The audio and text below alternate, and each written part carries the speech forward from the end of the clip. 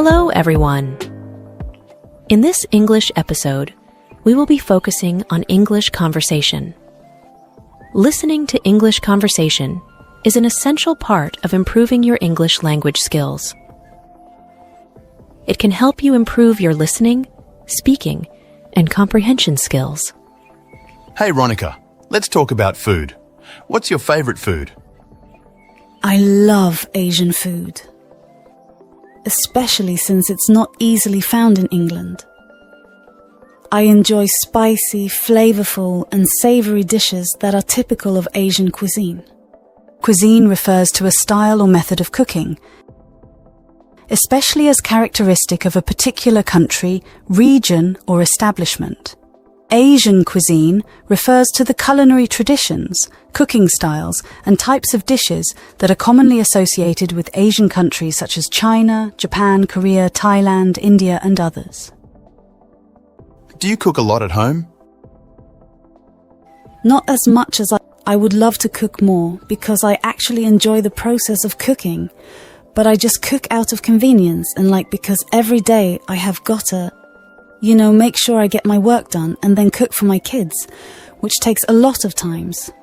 Sometimes we get taken away, but they like it. Could you tell me what are some of the popular takeaway meals in your local area? Fish and chips are undoubtedly a popular choice for takeaway meals among everyone. However, personally, I would prefer Thai and Vietnamese cuisine because it's my favorite. These cuisines are easily available in my local area, which makes it convenient for me to order them. How often do you eat fast food? I try to maintain a healthy diet, but when I'm traveling, I sometimes eat fast food, even though I try to eat healthy. I really like the filet-o fish from McDonald's, but I only eat it once every few months. What's your favorite season of the year? Well, I love the time when the sun starts to come out, so I enjoy the sun's warmth. It gives us vitamin D, lifts our mood, and makes the days more pleasant than the winter. So, what do you do when it gets too hot in the summer? Well, when it gets too hot in the summer, I try to stay indoors as much as possible during the hottest parts of the day. I ensure that my home is well ventilated, and I use air conditioning to keep the temperature at a comfortable level. I also tend to wear light and breathable clothing to stay cool. Drinking plenty of fluids like water and juice helps to keep me hydrated and refreshed. I also try to avoid going out during the hottest part of the day and instead opt for early morning or late evening walks. If I have to go out, I make sure to apply sunscreen and wear a hat to protect my skin from the sun's harmful rays. When I'm feeling too hot, I like to indulge in some fresh fruits and smoothies to help cool me down. Overall, I try to take the necessary precautions to stay safe and healthy during the hot summer months while still enjoying the season. At what time of year do you normally go on holiday? As much as I try to plan my trips outside of the school holiday seasons, it can be a bit challenging sometimes due to my kids' schedules. We tend to plan our trips around the school breaks.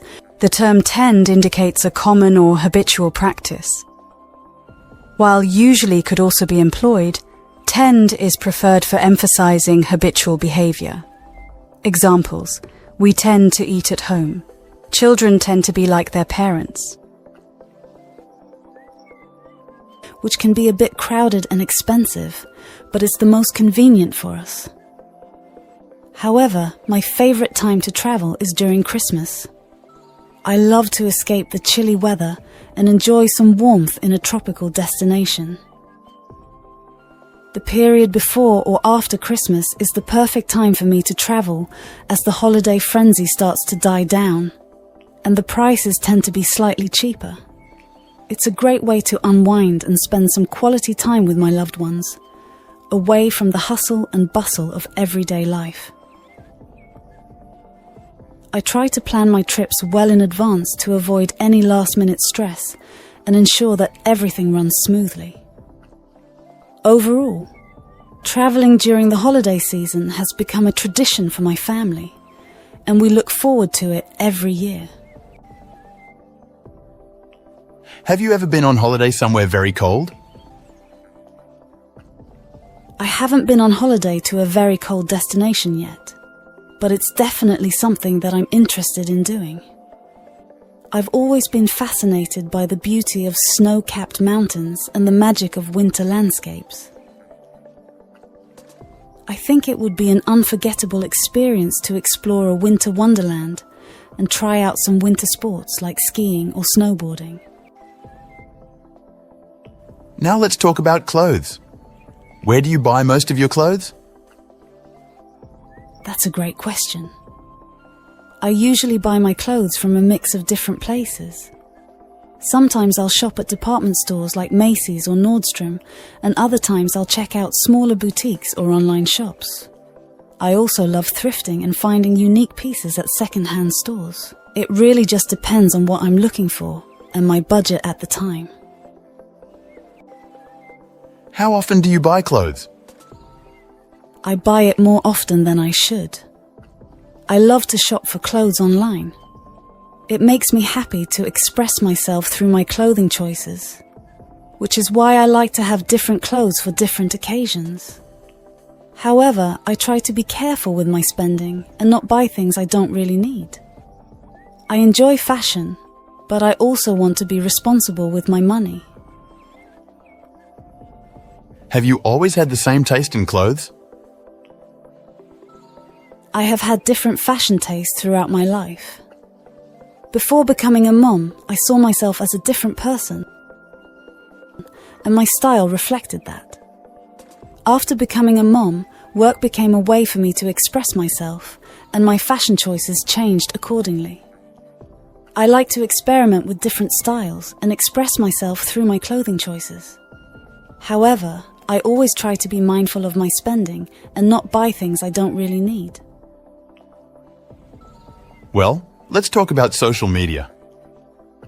Which social media sites do you use? I usually use Instagram and LinkedIn. Instagram is a great app for sharing photos and videos with my friends and family. I love how easy it is to use and the different filters and editing tools that it offers. I also enjoy following other users and discovering new content. On the other hand, I use LinkedIn for professional purposes.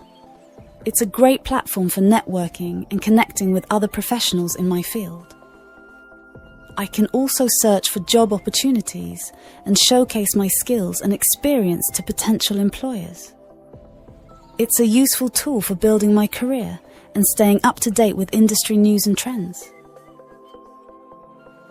Cool. How much time do you spend on social media? I feel like I'm spending too much time on social media, but it's hard to resist. When I visit social media, not only do I post something, but I also engage with people to build relationships. So I end up spending a couple of hours a day on it. It can be a bit overwhelming, but I enjoy connecting with others through social media. Is there anything you dislike about social media? I think there are a few things that I dislike about social media. One of them is how easy it is to get caught up in comparing yourself to others.